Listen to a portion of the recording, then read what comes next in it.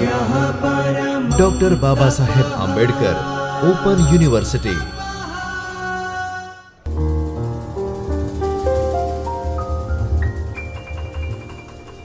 નમસ્કાર દોસ્તો, doctor Baba Saheb Ambedkar open યુનિવર્સિટીના ચૈતન્ય સ્ટુડિયોમાંથી હું છું ડૉક્ટર રજની પરમાર।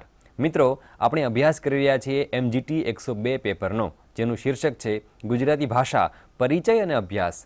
તેના આપણે બ્લોક 3માં પહોંચ્યા છીએ અને બ્લોક 3ની અંદર યુનિટ 5માં આપણે આજે કેટલીક ચર્ચા કરવાના છીએ। જે વિદ્યાર્થીઓ મુખ્ય વિષય ગુજરાતી સાથે BAOUમાં MA કરે છે તેમને આ પેપર ભણવામાં આવે છે અને સાથે નેટ અને જીસેટ જેવી પરીક્ષાની તૈયારી કરતા વિદ્યાર્થીઓને પણ આ વિડીયોમાં પીરસવામાં આવનાર સામગ્રી છે એ ખાસ ઉપયોગી બને એવી છે। બ્લોક 3 અંતર્ગત બ્લોક 3નો વિભાગ અર્થ છે ત્રીજો વિભાગ, તેમાં આપણે ગુજરાતી ભાષાના અભ્યાસ છે એની ચર્ચા કરી રહ્યા છીએ। ગુજરાતી ભાષા છે એનો કેવી રીતે અભ્યાસ થયો છે, એના ખાસ કરીને વ્યાકરણના સંદર્ભમાં એની આપણે ચર્ચા કરી છે। તો ગુજરાતીમાં ભાષા વિષયક સંશોધનો કેવા કેવા થયા છે અલગ અલગ યુનિટમાં આપણને જોવા મળ્યા છે। 5મા યુનિટમાં પણ એની કેટલીક વાત છે, પરંતુ 5મો આખો યુનિટ એવો છે જેની અંદર તમને કેટલીક ચર્ચાઓ આ પ્રમાણે થયેલી જોવા મળશે। આ તમારા જે 5મા યુનિટ છે તેની અંદર કેટલાક આવા મુદ્દાઓ છે, કેટલાક મુદ્દા તમારી સમક્ષ એવા છે કે જેને તમે અગાઉના વિડીયોમાં ભણી ચૂક્યા છો, એ તમને અહીં પુનરાવર્તન અર્થે મૂકેલા છે। જેમ કે ગુજરાતીના ભાષા વિષયક કાર્યની રૂપરેખા તમને બરાબર સમજાવી છે, પ્રારંભિક ગુજરાતી વ્યાકરણ લેખન કેવું હતું તેની ચર્ચા આપણે અગાઉના વિડીયોમાં કરી છે, ભાષા વિજ્ઞાનના સિદ્ધાંતોને આધારે થયેલા સંશોધનની પણ આપણે સરસ એવી ચર્ચાઓ અગાઉના વિડીયોમાં કરી દીધી છે। આટલી વાત થઈ ગઈ છે। હવે પછીથી આપણે ગુજરાતીની વિવિધ બોલીઓનો અભ્યાસ કોણે કર્યો છે અને એના પુસ્તકો કેવા છે એની આપણે નોંધ લેવાની છે અને આ સાથે સાથે શબ્દગત કેટલાક કોષગત સંશોધન પણ થયા છે તેની પણ આપણે વિગતે ચર્ચા કરવાના છીએ। તો આ બે મુદ્દા આપણી સમક્ષ છે, તમને બરાબર ટાઇટલમાં દેખાય પણ છે। બ્લોક 3 એકમ 5 ગુજરાતી બોલીઓ અને શબ્દ એટલે કે કોષગત અભ્યાસ કેવો થયો, આપણે ક્રમશઃ બંને છે એની સરસ વાત કરવાના છીએ। એમાં સૌથી પહેલું તમારી સમક્ષ જ્યોર્જ ગ્રીયર્સનનું નામ આવે છે। આપણે ગુજરાતીની વિવિધ બોલીઓનો અભ્યાસ જ્યારે કરવા જઈએ ત્યારે આમાં સૌથી પહેલું નામ આપણે ગ્રીયર્સનનું લઈશું। હવે તમે બરાબર જુઓ તો ભારત અને ગુજરાત આ બંને એવા પ્રદેશ છે જેને આપણે બહુભાષી પ્રદેશ કહેવા પડે, એટલે એનો અર્થ એવો થયો કે ઘણી બધી ભાષાઓ આપણા પ્રદેશમાં બોલાય છે અને અહીં વિવિધ જે પ્રજાઓ છે એના સહવાસ અને સામાજિક સાંસ્કૃતિક આદાન પ્રદાનના કારણે વિવિધ બોલીઓ પણ એમાં વિકાસ પામી છે। આમ તો બોલીઓ પહેલાં છે પછી એમાંથી ભાષાઓ બની, પરંતુ ઘણું બધું આ આખું ભંડોળ છે ભાષાઓ, શબ્દોનું, બોલીઓનું। તો આ ભૂગોળ અને બોલી વિજ્ઞાન, ભાષાની ભૂગોળ અને બોલી વિજ્ઞાન આ બધા વિષયોને આધારે કેટલીક બોલીઓના સંશોધનાત્મક અભ્યાસ આપણે ત્યાં કરવામાં આવ્યા। કેટલાક વિદેશીઓ પણ આપણે ત્યાં આવી અને અભ્યાસ કરે છે, કેટલાક આપણા ગુજરાતી વિદ્વાનો પણ આવા વિષયને કેન્દ્રમાં રાખી અને કેટલાક સંશોધનાત્મક અભ્યાસ કર્યા છે। સંશોધનાત્મકનો અર્થ થાય કે એને શોધ્યું છે અને પછી સામગ્રી આપણી સમક્ષ મૂકી છે, એને આપણે બરાબર સમજવાની છે। એટલે એમાં તમને સૌથી પહેલું નામ મૂક્યું છે સર જ્યોર્જ ગ્રીયર્સનનું। અગાઉ તમે આમને ભણ્યા છો, એમની વાતને સાંભળી છે, આપણે એમને બોલીના પરિપ્રેક્ષ્યમાં સમજવાના છે। તો એનું પુસ્તક પણ તમારી સમક્ષ છે જ, એને તમારે જોવાનું છે। ભારતની ભાષાનું જે સર્વેક્ષણની પરિયોજના આખી હતી એના સૌથી સારા નિયામક તરીકે જ્યોર્જ ગ્રીયર્સને અમૂલ્ય પ્રદાન આપ્યું છે આપણને। 1927માં તેમણે 11 ગ્રંથોમાં આપણને લિંગ્વિસ્ટિક્સ સર્વે ઓફ ઇન્ડિયા ભાષાનો આખો સર્વે કરીને આપણને રજૂ કર્યો છે અને આ સર્વેની સામગ્રી છે એ ક્ષેત્ર કાર્યના સંશોધન રૂપે છે। ત્યાં પ્રદેશે ફરવું પડ્યું હોય છે, ઘણા બધા લોકોએ ભેગા મળીને કામ કરેલું છે, પણ એમાં મુખ્ય નિયામક છે જ્યોર્જ ગ્રીયર્સન અને એ ભારતીય ભાષાશાસ્ત્ર માટે એક મહત્વપૂર્ણ આધાર સામગ્રી બની રહી હોય એવું કાર્ય છે। ગુજરાતના સંદર્ભે જો આપણે વાત કરી હોય, આપણે તો વાત કરવી છે ગુજરાતીની, તો એમાં આ સર્વે છે ઘણા બધા વિભાગમાં છે, તેમાં આપણે જવું પડે 9મા વોલ્યુમમાં। 9મા વોલ્યુમની અંદર બીજો ખંડ છે, તેમાં રાજસ્થાન અને ગુજરાતીમાં જે ગુજરાત પ્રદેશની અંદર જે બોલાય છે બોલીઓ, એ બોલાતી વિવિધ ભાષાઓ એની બોલીઓ છે એનું સરસ રીતે સર્વેક્ષણ એમણે કર્યું છે અને ત્રીજા ખંડની અંદર એમણે ખાનદેશી, ભીલી વગેરે બોલીઓનું સર્વેક્ષણ કરીને આપણને આપ્યું છે। આ સર્વેક્ષણ જે કર્યું એમાં ગુજરાતી ભાષાનો ઉદ્ભવ અને વિકાસ સુપેરે તમને સમજાશે, તેની સીમારેખા કઈ હતી એની ખબર પડે આપણને, ગુજરાતની વિવિધ બોલીઓ, એનો વિસ્તાર અને તેના ભાષકો વિશે આપણને વિગતે નોંધ મળે છે। કેટલાક બોલીઓના સીધા નમૂના મૂક્યા છે, એક જ નમૂનો લેવાનો અને ગુજરાતમાં અલગ અલગ સ્થળે બોલવું હોય તો કેવી રીતે બોલાતું હોય એની સરસ ઉદાહરણ સાથે ચર્ચા આ સર્વેની અંદર એમણે કરી છે। તો આ બધી બાબતોમાં તમે જોશો તો ઉલ્લેખનીય છે કે આ સર્વે પાછો એવો છે કે જેનો કેકા શાસ્ત્રીએ ભારતીય ભાષા સમીક્ષા ગુજરાતી ભાષા ગ્રંથ 9 ભાગ 2 એવા શીર્ષક તેનો અનુવાદ પણ કર્યો છે. એટલે અંગ્રેજીમાં હોય તેનું ગુજરાતીમાં કરીને આપણને આપ્યું છે, જે આપણને કામ લાગે, વાંચી શકો અને સમજી પણ શકો. એટલે એ રીતે આપણે ગ્રીયર્સનને યાદ રાખવા પડે. પછી એક બીજા બોલી ક્ષેત્રે કામ કરનારા વિદ્વાન છે ડૉક્ટર T.N. દવે. જો તમારે બરાબર સમજવાનું કે બોલીવાળા જેટલા હોય એટલા વિદ્વાનોને યાદ કરવાના. આ વિદ્વાને અગાઉ જે કામ કર્યું છે તેની નોંધ આપણે લીધેલી છે, પણ બોલીના ક્ષેત્રે T.N. દવેનું કામ શું? સૌથી પહેલાં ગ્રીયર્સન, પછી છે T.N. દવે. તો T.N. દવે પાશ્ચાત્ય ભાષા વિજ્ઞાનના સિદ્ધાંતોના આધારે ગુજરાતી ભાષાના અભ્યાસનો એમણે આરંભ કરેલો છે. તેમણે ભૌગોલિક ભાષા વિજ્ઞાનના સિદ્ધાંતોને આધારે પણ કામ કર્યું છે, ભૂગોળની આધારે. તેમણે ગુજરાત રિસર્ચ સોસાયટીના ઉપક્રમે એક કામ કર્યું, linguistics survey of the border lands of Gujarat. 1844માં આ કામ એમણે આપ્યું અને એ નામે ગુજરાતના સીમાવર્તી પ્રદેશોની જે બોલીઓ છે એનું સર્વેક્ષણ એમણે કર્યું ગુજરાતને કેન્દ્રમાં રાખીને. અને આ અભ્યાસનું પરિણામ શું? તો કે તેમના ગુજરાતી ભાષાનું સીમાંકન એ પુસ્તકમાં પણ જોવા મળે છે, જે એમણે અભ્યાસ કર્યો છે. એ પુસ્તક 1848માં આવેલું. એ ભૌગોલિક જે ભાષા વિજ્ઞાન છે, એટલે કે જિયોગ્રાફિકલ લિંગ્વિસ્ટિક્સ, એની દૃષ્ટિએ થયેલું એક મહત્વપૂર્ણ એમનું સંશોધનાત્મક કાર્ય છે. એની આપણે નોંધ લેવી પડે. તો એ માટે આપણે T.N. દવેને યાદ રાખવાના. તો એક ભાષાવિદ છે, એનો 1-2 પુસ્તકો છે એને બરાબર જોડતા જવાના. સૌથી પહેલાં ગ્રીયર્સન, પછી T.N. દવે. પછી જે તમારે નામ નોંધવા લાયક છે પ્રબોધ પંડિતનું. ડૉક્ટર પ્રબોધ પંડિતને ભાષા વિજ્ઞાન વિષય સાથેના લગાવને કારણે જુલ્સ બ્લોચ એને મળવાનું થયેલું અને તેમની પ્રેરણાથી એમણે બોલી વિજ્ઞાનમાં રસ કેળવાયો પ્રબોધ પંડિતને. અને એને પરિણામે ડૉક્ટર પંડિત પાસેથી આપણને 1954માં ચરોતર દર્શન નામનું પુસ્તક મળે છે, જેમાં ચરોતરી બોલીની વિગતે એમણે ચર્ચા સરસ રીતે કરી આપેલી છે. 1852માં પ્રકાશિત થયેલું એક એમનું જે બોલીઓનું સર્વેક્ષણ છે, જુઓ, એનું નામ છે notes on the Bhili dialects of north and east Sabarkantha. આ જે સ્વરૂપ દર્શન એમણે કરાવ્યું છે એ પણ મહત્ત્વનું છે, અગત્યનું કામ છે એમનું. પછી દક્ષિણ ભારતમાં કેટલીક પેઢીઓથી વસેલા સૌરાષ્ટ્રી લોકો છે એની ભાષા પર તેમણે કામ કર્યું. જો આ કેવું, દક્ષિણ ભારતમાં વસનારા પાછા પેઢીઓથી સૌરાષ્ટ્રના લોકો છે. અને એણે શું કર્યું? તો કે જો એ સૌરાષ્ટ્રી ગયા છે તો સૌરાષ્ટ્રનું ભૂલવાનું નથી, પણ ત્યાંનું નવું શીખી જવાના છે. એટલે શું થયું? તો કે તમિલ સૌરાષ્ટ્રી બાયલિંગ્વાલિઝમ, આવું એક પુસ્તક એમણે આપ્યું. અને એક કેસ સ્ટડી પ્રમાણે એમણે સંશોધન કર્યું. અને એના કારણે આપણને 2 પ્રદેશની બોલીઓ સમજવા મળી. તો સીમાવર્તી પ્રદેશોની બોલીઓનો અભ્યાસ કરાવીને યોગેન્દ્ર વ્યાસ અને શાંતિલાલ આચાર્ય જેવા પોતાના વિદ્યાર્થીઓને પણ બોલીના ક્ષેત્રમાં એમણે આગળ ધપાવ્યા છે. એટલે એમણે પોતે કામ કર્યું છે, પાછા પોતાના સારા વિદ્યાર્થીઓ પણ સરસ રીતે તૈયાર કર્યા છે. એટલે એ રીતે આપણે પ્રબોધ પંડિત છે એમનું નામ વિશેષપણે યાદ રાખવું જોઈએ. પછી ડૉક્ટર ગજેન્દ્ર વ્યાસ, આવું એક નામ છે. તેમણે ઓખા મંડળના વાધેર આદિવાસીઓની બોલીને કેન્દ્રમાં રાખીને ડૉક્ટર T.N. દવેના માર્ગદર્શન હેઠળ, બરાબર સાંભળશો, T.N. દવેની વાત આપણે જોઈ, એના વિદ્યાર્થી છે. એમના માર્ગદર્શન હેઠળ એમણે 1966માં the dialect of the Vaghers of Okha Mandal descriptive grammar એવું સંશોધનાત્મક કાર્ય કર્યું. અને આ સંશોધનમાં તેમણે વાધેર બોલીના ધ્વનિતંત્ર, રૂપતંત્ર, વાક્યતંત્ર, જો બોલીની વાત કરું છું, અને 1600 જેટલા એમણે શબ્દોનો કોષ આપ્યો છે. તેમાં એમણે નોંધ્યું છે કે આ બોલીનો નિર્દેશ ગ્રીયર્સનના સર્વેમાં પણ નથી થયેલો. બોલો, આ કાર્ય એટલે પણ મહત્વપૂર્ણ થાય. આપણે ગ્રીયર્સનની વાત કરી કે એમણે ગુજરાતની અલગ અલગ બોલીઓની ચર્ચા કરી હતી, પણ ગ્રીયર્સને આ બોલીની ચર્ચા નહોતી કરી શક્યા, એ ચૂકી ગયેલા. તો એ ચૂકાઈ ગયું છે એ ગજેન્દ્ર વ્યાસ પાસેથી આપણને સરસ રીતે સમજવા મળ્યું. ગજેન્દ્ર વ્યાસ. પછી એક નવું નામ છે યોગેન્દ્ર વ્યાસ. યોગેન્દ્ર વ્યાસ પાસેથી આપણને ડૉક્ટર પ્રબોધ પંડિતના માર્ગદર્શન હેઠળ, આપણે વાત કરીને એમણે વિદ્યાર્થીઓ તૈયાર કર્યા, તો એમનું માર્ગદર્શન લીધું પ્રબોધ પંડિતનું, અને યોગેન્દ્ર વ્યાસે આપણને પુસ્તક આપ્યું, અ લિંગ્વિસ્ટિક સ્ટડી ઓફ ભીલ ડાયલેક્ટ્સ. એટલે ભીલી બોલી ઉપર એમણે કામ કર્યું છે.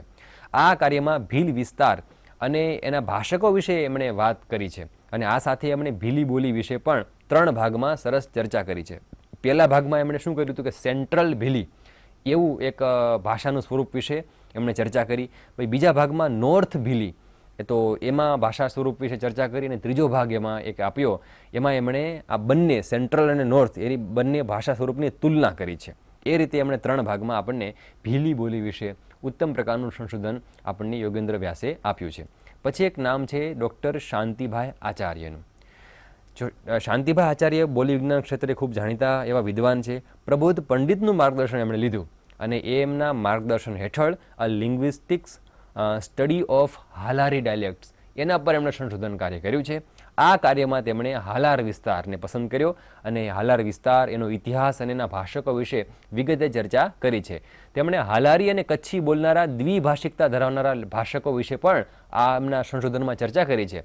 તેમણે કચ્છી ધ્વનિ ઘટકોનું નિરૂપણ કર્યું, બોલી એનું જે સંશોધન છે એમાં, અને એ સાથે માનવ સંસ્કૃતિના પાયારૂપ શબ્દાવલીમાંથી ખેતીની જે શબ્દાવલીઓ હોય, પછી કુંભારકામ હોય એની શબ્દાવલીઓ છે એ એમણે આપી છે.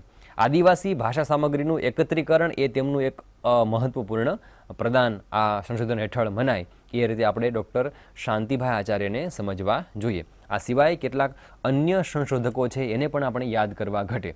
એમણે પણ નાનું સૂનું દેખાય પણ અગત્યનું હોય એવું એમણે કામ કર્યું છે. જેમાં કાવઠી નરેશ, તેમની પાસેથી ડાંગના લગ્ન ગીતો, આવું સંશોધન મળે છે.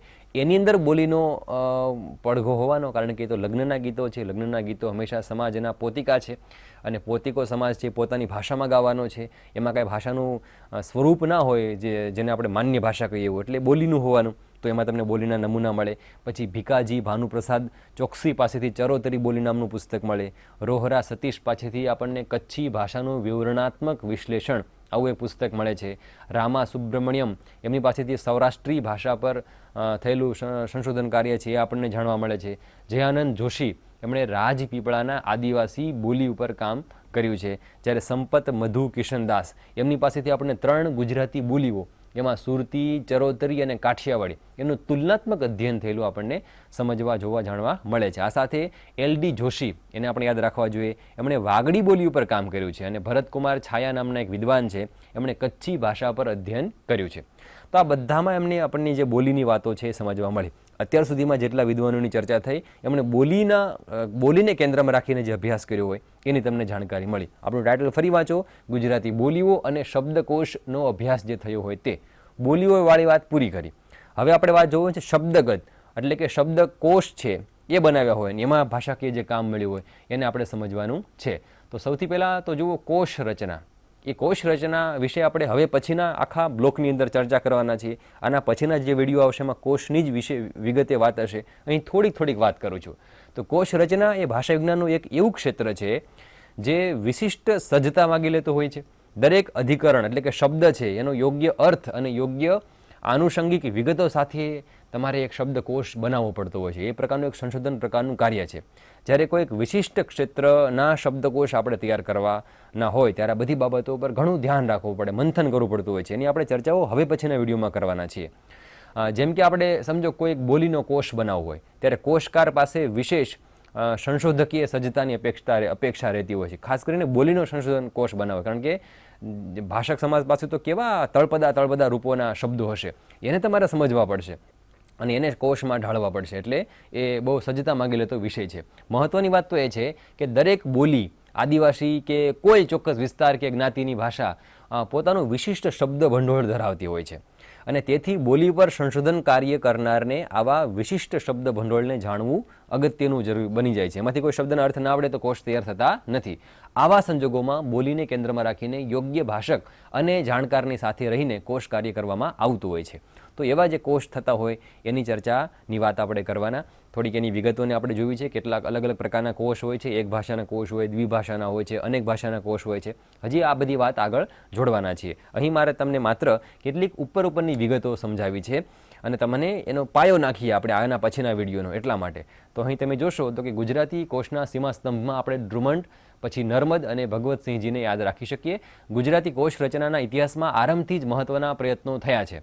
એમાં R. ડ્રુમંડ છે, એના દ્વારા કેટલાક આપણને પ્રથમ ગુજરાતી વ્યાકરણના અંતે જે ગ્લોસરી આપવામાં આવી છે, અને ગુજરાતી વ્યાકરણ આપ્યું એમાં ગ્લોસરી આપી, એ શબ્દકોશ જ છે.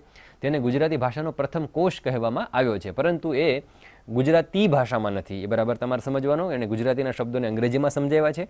આ દ્વિભાષી કોશ છે, જ્યાં ગુજરાતી શબ્દો છે તે હમણાં કહ્યું તેમ અંગ્રેજી ભાષામાં અર્થ સાથે આપ્યા છે. જે પ્રથમ પ્રયત્ન હોવાથી સંશોધનાત્મક કાર્ય ગણી શકાય એવું પણ કહી શકાય. પછી ગુજરાતી કોશમાં 2 કોશ એવા છે જે માત્ર અર્થ જ નહીં પરંતુ શબ્દો પણ એમાં શોધવામાં આવ્યા છે.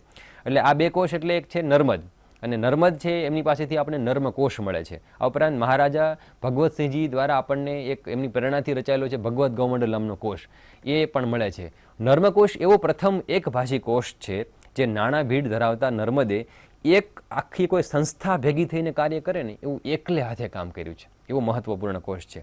તેમણે અનેક વિસ્તારોમાં પ્રવાસ ખેડ્યો, પત્ર લખ્યા અને વિવિધ વિસ્તારોના શબ્દો મેળવી અને સરસ મજાનો કોષ તૈયાર કર્યો, જેને આપણે નર્મ કોષ કહીએ છીએ. ગુજરાતીના સીમા સ્તંભ સમો એક અન્ય બીજો કોષ આપણે સમજવો હોય તો ભગવદ્ ગૌમંડલ છે. આ કોષ તૈયાર કરવા પાછળ મહારાજા ભગવતસિંહજીએ માતૃભાષાનો જે અનન્ય પ્રેમ હતો એ તમને એમાં જણાય આવશે. કેમ કે ઘણા બધા વોલ્યુમની અંદર એમણે કેટલા બધા શબ્દો અને કેટલા બધા અર્થો સતત મૂકીને બહુ સરસ મજાનો કોષ આપણી ભાષાને એમણે આપ્યો છે. આ બધી વાત પણ આપણે પાછા જોડવાના છીએ. એટલે એટલી વાતો છે ને તમે સમજશો.